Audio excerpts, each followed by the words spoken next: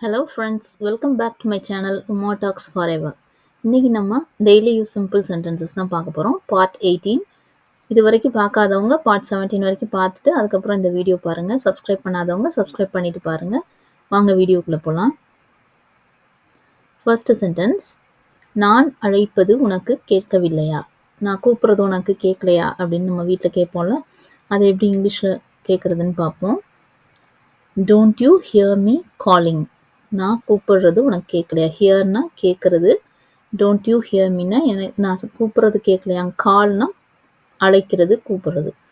So don't you hear me calling அப்படின்னா நான் அழைப்பது உனக்கு கேட்கவில்லையா? நெக்ஸ்ட் சென்டென்ஸ், எனக்கு கேட்கவில்லை. இப்போ அதை எப்படி இங்கிலீஷில் சொல்லலாம்?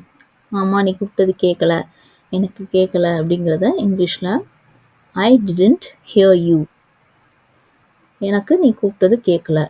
ஹியர்னா கேட்குறது, I didn't here you. Next sentence, சிறு வயதில் இருந்தே அவரை எனக்கு தெரியும். இப்போ எங்கேயாவது போகிறப்போ ஒருத்தவங்கள பார்க்குறோம், இவங்களை எனக்கு சின்ன வயசுலேருந்து தெரியும் அப்படின்னு நம்ம சொல்லுவோம். அதை எப்படி இங்கிலீஷில் சொல்கிறதுன்னு பார்க்கலாம். I have known him since my childhood. சைல்ட்ஹுட்னா சின்ன வயசு. அப்போ சின்ன வயசில் இருந்தே அப்படிங்கிறதுக்கு since my childhood. I have known him அப்படின்னா எனக்கு அவரை தெரியும். நோன்னா தெரிகிறது, நோன் அப்படிங்கிறது அதோட past participle. I have known அப்படிங்கிறது இது பர்ஃபெக்ட் டென்ஸ், உங்களுக்கு தெரியும். ஹாவ் நோன், ஹாவ் பக்கத்தில் பாஸ்ட் பார்ட்டிசிபிள் தான் வரும். So I have known him since my childhood. Next sentence, நீ ஏன் தயங்குகிறாய்? இதை நம்ம எங்கே இப்போ கிளாஸ் ரூமில் கூட சொல்லுவோம்ல, இப்போ மேம்கிட்ட பேசுகிறதுக்கு சில பேர் தயங்குவாங்க. ஏன் தயங்குற அப்படின்னு நம்ம கேட்குறதுக்கு ஒய் ஆர் யூ ஹெசிடேட்டிங்? ஹெசிடேட்னா தயங்குறது. ஒய் ஆர் யூ ஹெசிடேட்டிங்னா ஏன் தயங்குற, நீ ஏன் தயங்குற அப்படின்னு அர்த்தம். நெக்ஸ்ட் சென்டென்ஸ், இது என்ன புது பழக்கம்? பழக்கம்னா உங்களுக்கு தெரியும், ஹேபிட். இது என்ன புது பழக்கம் அப்படின்னு நம்ம கேட்போம். அதை எப்படி இங்கிலீஷில் சொல்கிறது? What is this new habit? நியூனா புதுசு, வாட் இஸ் திஸ் நியூ ஹேபிட்னா இது என்ன புது பழக்கம். நெக்ஸ்ட் சென்டென்ஸ், எதுவுமே தெரியாதது போல் நடிக்காதே. இப்போ நடிக்கிறதுக்கு என்ன உங்களுக்கு தெரியும், ப்ரிட்டன்ட்னு சொல்லுவோம். இப்போ அதை இங்கிலீஷில் எப்படி சொல்லலாம்? Don't pretend as if you don't know anything. Don't ப்ரிட்டன்னா நடிக்காத, எப்படி? As if you don't know anything, எதுவுமே தெரியாதது மாதிரி. டோன்ட் நோனா எனி திங் அப்படின்னா எதுவுமே தெரியாதது போல். So don't pretend as if you don't know anything. Next sentence, நான் செய்தது தவறு. சில நேரத்தில் நம்ம சொல்லுவோம்ல, ஆமாம் நான் செஞ்சது தப்பு தான் அப்படின்னு சொல்லுவோம். அதை எப்படி இங்கிலீஷில் சொல்லலான்னு பார்க்கலாம். What I did was wrong. டிட்னா நான் செஞ்சது, டூவோட பாஸ்ட் டென்ஸ் டிட். நான் என்ன செஞ்சனோ அது தப்பு தான் அப்படின்னு நம்ம ஒத்துக்கிறோம். What I did was wrong, நான் என்ன செஞ்சனோ அது தப்பு. நெக்ஸ்ட் ஒன், இந்த புகைப்படத்தை பார்த்ததும் எனக்கு சிரிப்பு பொங்கியது. நம்ம பழைய ஆல்பம்லாம் எடுத்து பார்க்கும்போது, சின்ன வயசு ஃபோட்டோஸ்லாம் பார்க்கும்போது நமக்கு சிரிப்பு வரும்ல, ஐயோ இப்படி இருந்திருக்கும் அந்த மாதிரி சொல்லி சிரிப்போம்ல. அதுதான் அதை எப்படி இப்போ இங்கிலீஷில் சொல்கிறதுன்னு பார்க்கலாம். when I saw this photo I burst out laughing. அதாவது சிரிக்கிறதுல ரொம்ப அப்படி வெடித்து சிரிப்போம்ல, அந்த அளவுக்கு ரொம்ப சிரிப்பு வரும்போது அதான் burst out. burst outனா வெடிக்கிறது.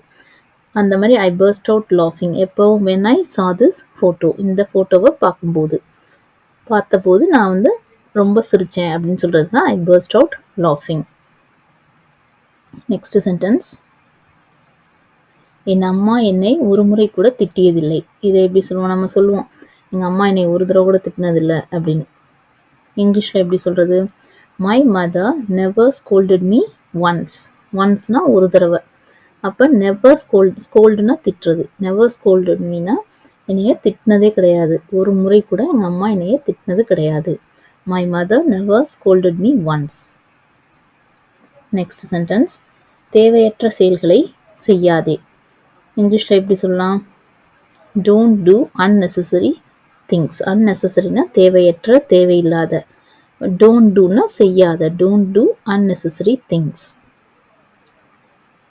நெக்ஸ்ட் சென்டென்ஸ், அவர் தனது வருகையை உறுதிப்படுத்தினார். சில பேர் அடுத்த நாள் வர்றதை இன்னைக்கு தான் கன்ஃபார்ம் பண்ணியிருப்பாங்க. உறுதிப்படுத்துறங்கிறது கன்ஃபார்ம் பண்ணுறது. அதை எப்படி இங்கிலீஷில் சொல்கிறது? he confirmed his arrival. arrivalனா வருகை, அவங்க வர்றதை கன்ஃபார்ம் பண்ணிட்டாங்க, உறுதிப்படுத்திட்டாங்க அப்படிங்கிறது தான் he confirmed his arrival. Next sentence, இதற்கு நீங்கள் தான் பொறுப்பு. இந்த எப்படி இங்கிலீஷில் சொல்லலாம்?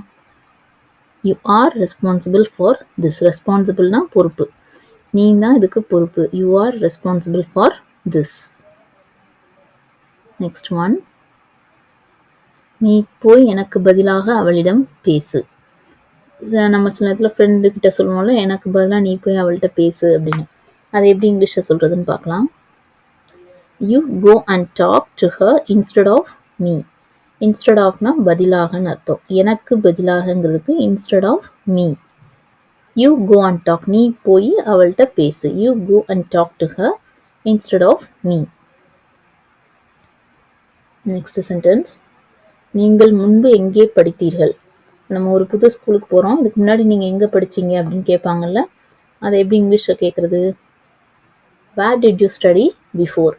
இதுக்கு முன்னாடி நீங்கள் எங்கே படிச்சீங்க? Where did you study before. Next sentence, நான் இப்போதே அங்கு வருகிறேன். இதை எப்படி சொல்லலாம்? I will come there now itself. Now இட் செல்ஃப்னா இப்போவே அங்கே வரேன். இப்போவே அப்படிங்கிறது தான் now itself. I will come தேர்ங்கிறது தான் நான் அங்கே வரேன் அப்படின்னு சொல்கிறோம். I will come there now itself. Next sentence, நகத்தை கடிக்காதே. இது எப்படி இங்கிலீஷில் சொல்லலாம்? வீட்டில் அடிக்கடி நம்ம சின்ன பசங்கள்லாம் கடிச்சிட்டு இருந்தாங்கன்னா சொல்லுவாங்கள்ல, நகத்தை கடிக்காத அப்படின்னு. இங்கிலீஷில் டோன்ட் பைட் யுவர் நெயில்ஸ். நெயில்ஸ்னா நகங்கள், பைட்னா கடிக்கிறது. டோன்ட் பைட் யுவர் நெயில்ஸ், நகங்களை கடிக்காதே. ஓகே ஃப்ரெண்ட்ஸ், இன்றைக்கி உள்ள சென்டென்சஸ்லாம் உங்களுக்கு யூஸ்ஃபுல்லாக இருந்திருக்கும்னு நினைக்கிறேன். இந்த சென்டென்சஸ்லாம் வீட்டில் இருக்கவங்களோட இங்கிலீஷ்லேயே பேசி பழகுங்க, அப்போ தான் நல்லா ஃப்ளூயண்ட்டாக இங்கிலீஷ் பேச வரும். தேங்க்ஸ் ஃபார் வாட்சிங் த வீடியோ. மறக்காமல் சேனல் சப்ஸ்கிரைப் பண்ணிவிட்டு பாருங்கள். பிடிச்சிருந்தா லைக் பண்ணுங்கள், ஷேர் பண்ணுங்கள், கமெண்ட் பண்ணுங்கள். ப்ரீவியஸ் வீடியோட லிங்க் டிஸ்கிரிப்ஷன் பாக்ஸில் இருக்குது, பார்க்காதவங்க கிளிக் பண்ணி பாருங்கள். Bye friends.